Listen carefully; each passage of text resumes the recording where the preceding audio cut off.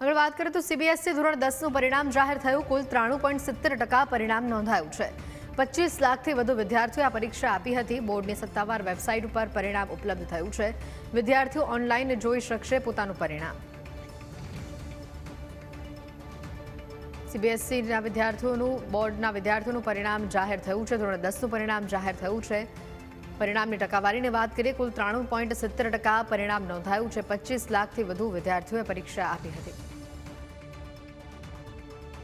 बहुत मायने रखता है आपका वो डेडिकेशन, आपकी स्पिरिट कि नहीं मुझे इतने परसेंट लाना है, मुझे इतना करना है.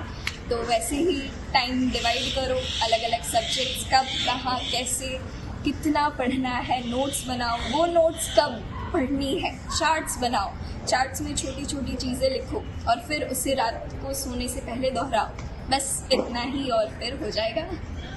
मैं पढ़ाई के लिए ऑलमोस्ट 5 to 6 आवर्स पढ़ता था और मेरा मोबाइल का यूज़ थोड़ा सा कम था. मैं टोटली बुक्स के ऊपर डिपेंडेंट था और पर जब भी कोई पेपर सॉल्विंग हो गया या फिर कोई भी ऐसे डाउट आए तो फिर उसके लिए मोबाइल का यूज़ करता था.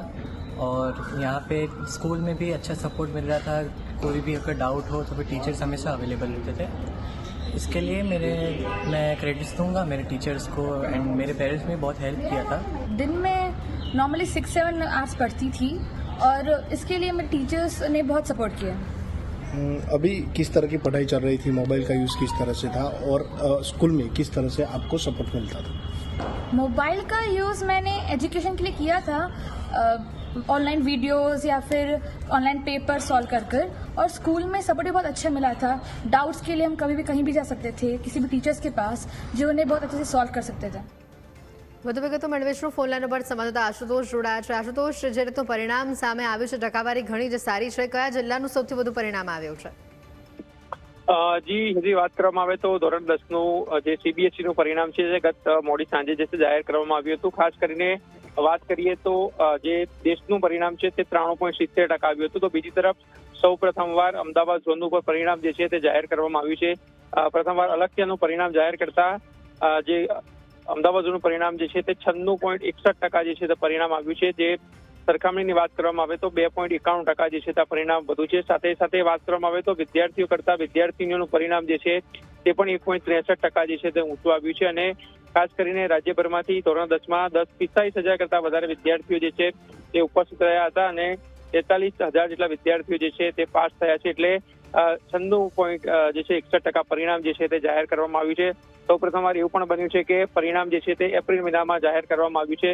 અધરવાઇઝ આ પરિણામ જે છે તે મેના ફર્સ્ટ વીકમાં જાહેર કરવામાં આવતું હોય છે. એટલે સૌ પ્રથમવાર ધોરણ 10નું પરિણામ જે છે તે ખૂબ જ વહેલું જે છે જાહેર કરવામાં આવ્યું છે. સીબીએસઈ એ પણ જાહેરાત કરી હતી કે જેનું પરિણામ ઓછું આવ્યું છે, જે વિદ્યાર્થીઓ નપાસ થયા છે તેમને બીજી વાર તક જે છે તે પણ આપવામાં આવશે. એટલે જે વિદ્યાર્થીઓ પોતાનું પરિણામ સુધારવા માંગતા હોય તેઓ બીજી વાર જે છે તે પેપર પરીક્ષા આપી શકે છે. એટલે વિદ્યાર્થીઓનું પાસિંગ જે છે સુધરે અને વિદ્યાર્થીઓ પોતાના ગુણ પણ વધારે સારી રીતે લાવી શકે તે માટે આનું આયોજન જે છે તે પણ કરવામાં આવ્યું છે. એટલે બીજી વાર જે છે તે પણ પરીક્ષા લેવામાં આવશે, જેથી કરીને કોઈ વિદ્યાર્થીઓએ બીજી વાર પરીક્ષા આપીને કોઈ સારા વધારે ટકા લાવવા હોય તો તે પણ પરીક્ષા જે છે તે આપી શકે છે. જી આશુતોષ, આભાર વિગતો બદલ.